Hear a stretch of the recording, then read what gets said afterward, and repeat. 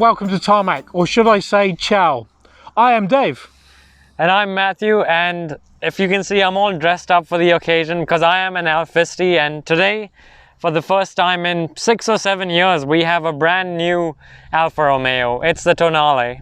That's right, it's the first move into the electrical world from a car maker from a land that actually invented electricity. Anyway, come, let's take a look at this. Now, in all honesty, it's hard to underestimate the importance of this vehicle for Alfa. Not only does it put them into the luxury compact SUV market, but it's also their first step in towards the electrification. And that's where the brand wants to be in its entirety by 2027. Looking around it, it's unmistakably an Alfa Romeo.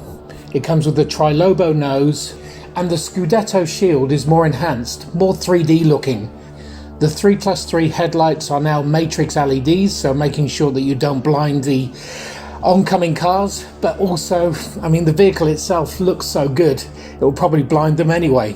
It's actually a classic sort of crossover size, so I love the fact that the height is 1.6, which makes me feel quite tall. I like that. 4.5 meters in length and around about 1.85 meters in width. The teledial wheels are the things that really stand out. Alfa Romeo brake calipers are in red, and the car itself is probably in what you'd call Rosso red if you're Italian, which I'm not, and actually that means red. There are two models in the Tonale lineup, the TI and the Veloce, and if you look under the mirror cap, there's a nice little Easter egg of an Italian flag. Just like the front, the rear is very pretty as well. You've got a roofline spoiler, and you've got a light strip that, just like the front, comes in a sort of 3-bulb, 3-dimensional look. They're essentially inspired by a sine wave. Either way, they're beautiful at night. You've got the Alfa Romeo badge, the Tonale nameplate, which for those that didn't know is a mountain pass in the Italian Alps. And when you open the tailgate, you've got 500 litres of, luggage space. What we have under the bonnet here is Alfa's 1.5 litre turbocharged engine married to a 48 volt hybrid system. Essentially, the hybrid system works on a Miller system rather than an Otto system or Atkinson cycle. And if you want to know more, Google it. It's all married to a 7-speed DCT gearbox, and together they provide 118 kilowatts of power, 240 newton meters of torque, a 0 to 100 speed of 8.8 seconds, and a fuel efficiency of 5.6 litres per 100 kilometers. There's also a 15 kilowatt electric motor married to a 0.8 kilowatt hour battery that does kick in at below 15 kilometers per hour, but doesn't provide too much EV only speed or distance. It does have a start-stop generator that ensures that you save fuel when you're at the traffic lights, and also if you're cruising along at 100 kilometers per hour, it does drop the revs off there. So for starters, you've got the heated and ventilated seats, you've got a heated steering wheel as well, dual zone climate control up front here, of course, and then a really nice Harman Kardon audio system as well to keep your tunes pumping. And I have tried it out with a few rock classics, and it is up to the task. Now, bias aside, pretend you can't see the logo up here or on here. The interior is actually a nice place to be. The seats are comfortable, there's a lovely sort of leather material over it, the style of the dashboard as well. You've got these gunmetal grey sort of trim bits here and there to break up the black plastic. You've got a sort of double stitched faux leather sort of material on here if you like. Plenty of piano black plastic.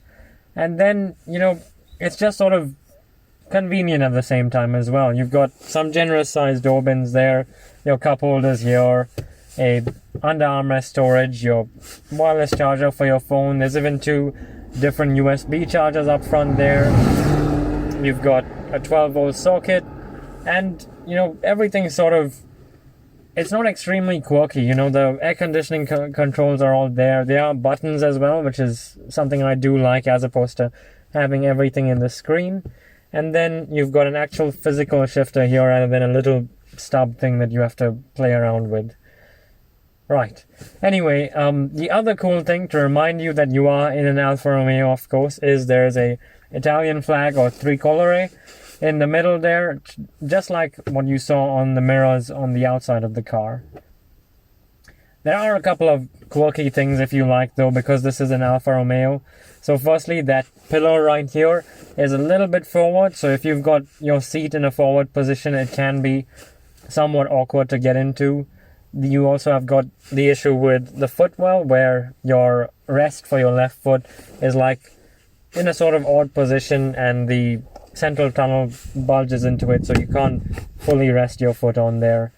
Yeah, but it's not too bad. Again, I have seen worse, so it is definitely very much livable, and for the sort of style you get, you can't really complain. But again, that may be just as bad up here talking. Anyway, with all that said, the infotainment screen is a big upgrade compared to the other Alphas of recent times, so let's take a look at that. Now this central screen here is 10.25 inches, and I sort of like how it's neatly integrated there in a way where it's not affecting your vision of the road, and at the same time not taking up all of this, center console space. And the fact that the air conditioning controls are actually separated is a really nice touch too. Now this screen, firstly you'll notice that it's sort of not configured for our right-hand drive market, so you've got the seat heater for the passenger on this side, and then the seat heater and steering wheel heater for the driver on that side, along with the menus there. But at least it is sort of tilted towards me, the driver. This is the home view that I'm in currently, and you can see there, you can choose which sort of shortcuts you want. Of course, you can have the car, navigation, your audio input there, and then keep flicking along. Similarly to the fact that you can drag this down and have some more options there, just like a smartphone. And that's exactly what it's meant to mimic in terms of its touch and feel and look. And it does come with Amazon Alexa voice control as well to help with that side of things. Now, if you are used to having your air conditioning controls on the screen there, you can have that too by pressing the button there. There is a slight delay though, as you've just seen, but at the same time it is a big improvement from the more recent infotainment screens that we have seen from Alfa Romeo. Lastly, you head down to the vehicle mode there, and there's several different menus that you can play around with, My Car being the key one, where you can actually explore what each driving mode has in terms of the setup. So take a look at all the different parameters that change according to the drive modes. Though do beware that you cannot actually change any of these individually, as it is in some of this car's competitors. These are set up specifically for drive modes. So if I use the DNA shifter and turn to D, for example, which is dynamic, there you can see that everything's changed to sport now, and accordingly if I move back into natural, comfort, normal is what you see there, and lastly all weather, again comfort and normal sort of setups in terms of the drive modes. Now speaking of the drive modes, how it feels, or rather what it gives you in terms of feedback, is on the screen in front of the driver. So let's take a look at that. The key thing in front of the driver there is that 12.3 inch screen, which is actually larger than the infotainment screen, and the style of the display, Alfa calls it canocchiale, which is different as opposed to the Giulia and the Veloce, which have the binocchiale or binocle sort of view, which is more sort of binocular like, where the gauges are hidden by these sorts of things. Anyway, back to this screen here. You can have plenty to display on here. So left is the speedometer, right is your rev counter, and then in the middle you have a display there which shows you a variety of different things. So currently I have it set up to show me the brake and accelerator power, but I can actually flick through and then decide whether I want the charging or power discharge, the driver assist, the efficiency, map, and speedometer. Now this car is actually set up to handle level 2 autonomous driving. It's pretty high tech in that sense, but the key with any Alfa Romeo is the driving experience. So I'm not sure how useful autonomous driving is when you've got this badge on the steering wheel. Anyway, back to the dials there. If you notice, they still have that characterful Italian touches that we've come to expect from Alfa Romeo. So instead of saying RPMs or revs or whatever, it says Geary on the right, and you can see that the dials actually mimic the Alfa Romeo Giulias of the 1970s and 1960s, which had this sort of mirrored style to the dials and the numbers, which are inverted and all that stuff. And I think that's a really cool hark back to some of the brand's glory days. Even the trip meter on the bottom left there has the sort of display where the numbers roll and tick over like an old car, as opposed to just a purely digital look. And I think those touches are really important when you are talking about something like an Alfa Romeo. Speaking of which, you take a step back out and just look at that steering wheel. It's got those thumb grips there, a flat bottom. You've got the start button on there, just like another Italian brand with a horse on the logo. I'm not sure if you know that one. Anyway, this car has the adaptive cruise control buttons on the left there, your audio input and phone options on the right there. And notice these big aluminium paddle shifters behind there, which are proper full metal. They stay stuck as well when the steering wheel moves around, which is not so helpful during cornering, but they just look great and are pretty special to see in this size of a crossover, if you like. Now, in the back of the Tonale, it looks it has a bit of a sloping roofline, and those doors open, in a strange sort of way where the windows have quite a protruding loop on them, which you do need to watch out for when getting in and out of the car. But once you're in here, it is a fairly comfortable place to be. You've got those really nice leather seats. You've got a really nice central armrest here with 2 cup holders, a phone storage area, and it will also drop down to form a ski hatch sort of thing. Convenient, of course. And you've also got ISOFIX points across the back here, one of those newfangled central seat belts with another clip in here. And then it's just a generally nice place to be. You've got a bottle holder in the door there. You've got a magazine storage area or tablet storage area in there. And knee room is still acceptable for a person like me who's just under 6 foot. I've got foot room too, and headroom even with a hat on. The other thing is you do get air vents for both the passengers on either side at the back here. They don't get their own climate controls, it's just the vents. And you do also get 2 USB chargers in the middle there, one USB-C and one USB-A. So they have thought to some extent about the practicalities as well. But enough of my waffling now. This is an Alfa Romeo. I'm an Alfisti, an Alfa Romeo owner, and the piece de resistance of the brand has always been in the driving. So let's see if this Tonale can live up to that badge.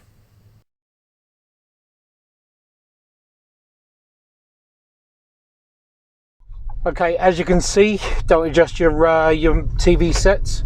Matthew is driving. It seems unfair for somebody who is dressed as Alfa and TZ is to sit in the passenger seat. So here I am, obviously very nervous, but anyway, Matthew takes control of the helm. I know, I'm driving, right? Heaven help us all. And driving an Alfa Romeo, no less. So if you've ever been on one of our club drives, and you'll know what that's about. Anyway, this is an Alfa Romeo, yes. So the key thing is, how does it drive? Because that's something that's always defined the brand, is the way the car drives, the engine note, all that sort of thing. And I've got to say, the Tonale is, in that sense, a little bit un-Alfa Romeo-ish. It's a little bit disappointing. The engine note is sort of not there, of course. It's a mild hybrid, so it'll only pop up every now and then if you're really straining the car. And the steering feel, Dave was saying earlier how it feels really light, and if I just do that, it is really light. It's only something like 2.5 tones or just over 2 tones lock to lock, so it is meant to be a quick ratio, definitely one of the quicker ones on the market, but it just feels too light almost. The good fix for that is by putting the car into the dynamic mode. It does add a little bit more weight, but at the same time I don't think quite enough. Interesting that something popped up there. There is a ton of safety equipment or safety aids on this vehicle, as you'd expect on an SUV that is going to be predominantly a city dweller.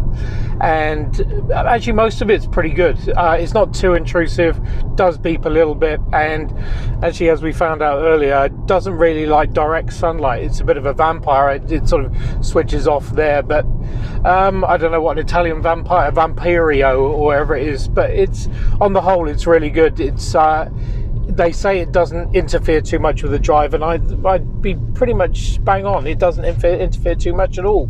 And it's actually a promise from Alfa Romeo that they've set up the ADAS in such a way so that it does not hamper the driving experience. So, as you saw earlier, and Dave mentioned, that it will turn off entirely under direct sunlight. It wants you to enjoy the drive that much. And yes, I did complain a little bit about the steering and stuff like that just before, but in this class, it does drive definitely a lot more dynamically, should I say, than the others. And it is a very busy segment, actually, this compact crossover segment. I drove it, I mean, obviously I have driven it, and I found that the low down move between the sort of electric only and the sort of petrol engine cutting in or doing its business, I found it confused it somewhat. I don't know what you feel. Yeah, I think I haven't done much low speed driving, but it does feel, and I have heard that from other sort of Alfisti, if you like, it's a little bit, it does tend to struggle a bit down low when you do ask something of it. And actually, I'm surprised even up top as well, with the dual clutch gearbox, the reactions and the shifting should be instantaneous pretty much. But if I put my foot flat like that, there we go, there's the power delivery, and that's in dynamic mode, whereas now natural is a little bit slower to respond still. So yeah, a little bit underwhelming from an Alfa point of view, I would guess. The cure for this, again, is to go into dynamic mode and also ideally flick over and use the pedals, because that will actually help you get more engaged. And I guess that's the Alfa way, isn't it? To be more of a more involved in the drive than just being a passenger, since I am just a passenger right now. Surprise, surprise. And absolutely, why wouldn't you want to use those big aluminium pedals, big aluminium paddles, just 2 flicks, you're down a couple of gears, and then you can plant your foot and away you go.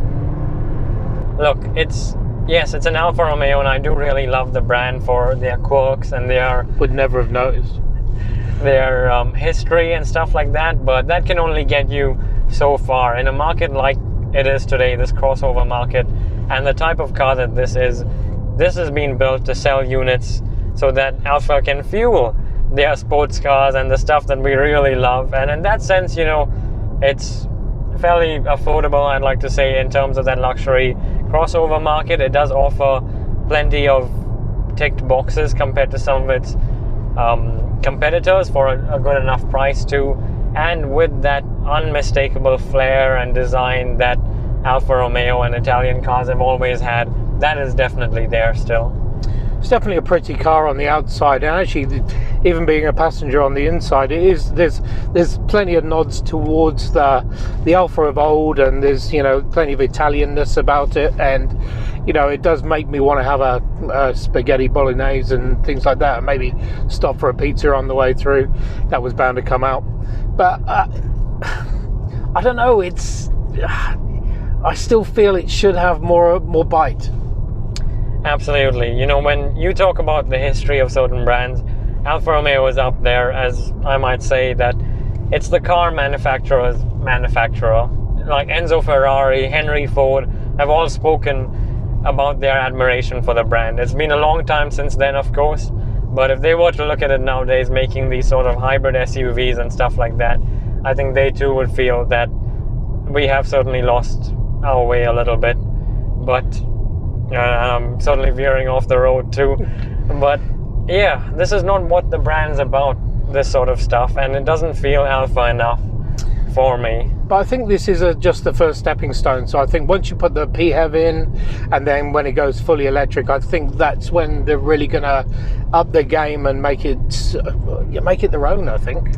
Exactly right. So that Q4 model is one that we are really anticipating, because it brings that 1.3 litre turbo engine coupled with the plug-in hybrid electric system and much more power a 0 to 100 time, which is, I think, 2 seconds less than this one, if not a bit more too. So that is certainly the pick of the bunch when that does arrive here in New Zealand.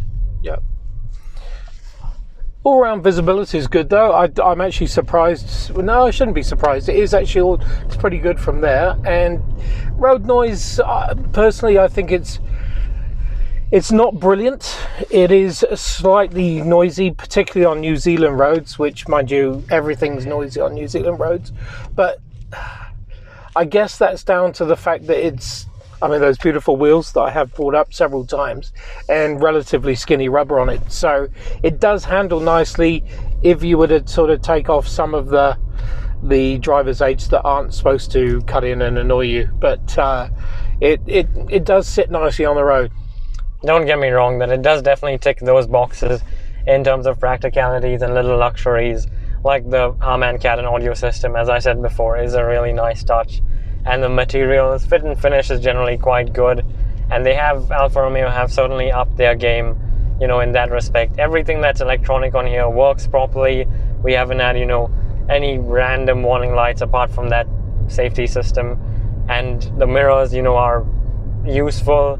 Like, all those little things that have hampered some Alphas in the past are just right on this car, actually. So in that sense, yes, it does tick all those boxes. Anyway, put your foot down and let's go somewhere.